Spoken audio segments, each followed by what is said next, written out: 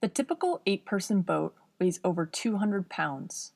Divided among 8 teammates, that's over 25 pounds per person.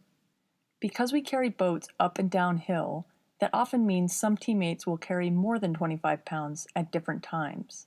So your coaches will be working with you to make sure you can lift between 30 and 40 pounds safely.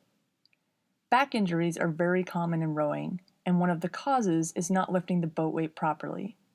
In this video, I'm going to show you the different ways you will be required to pick up and carry the boat, and the best way to do so without injuring yourself.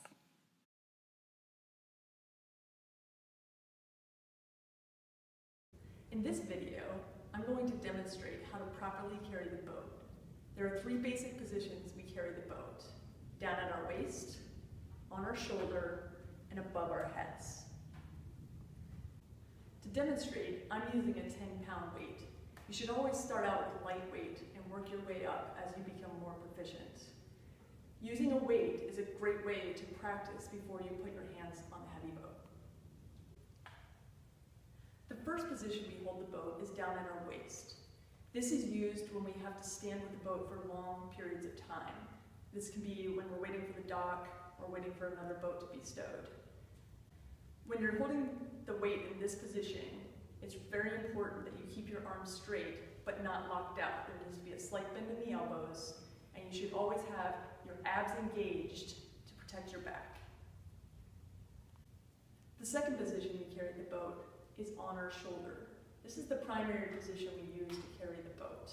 You should always carry the boat on or directly above your shoulder with both hands on the gunwale.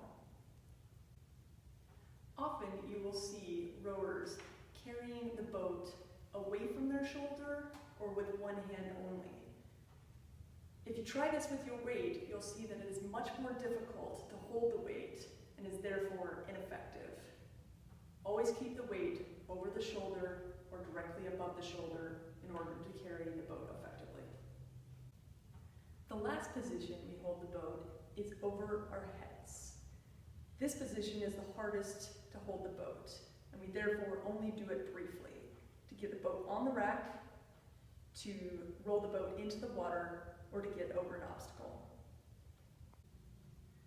When holding the boat over your head, it is essential that you have straight arms and engage your abs. If your arms are bent, you're only using your arm muscles, which are your weakest muscles, and not engaging your full body. Remember, anytime you're moving between positions, waist, shoulder, above your head, engage your abs and protect your back. Now I'm going to demonstrate how to properly lift the boat in and out of the water. For this demonstration, I'm going to use a weighted medicine ball. To put the boat in the water, you're going to start with the boat at your waist. Once the coxswain says out and in, you're going to start by dropping your butt as if you're sitting in a chair and lowering the boat, being sure to keep your back straight, your chest out, and making sure your knees are directly over your ankles.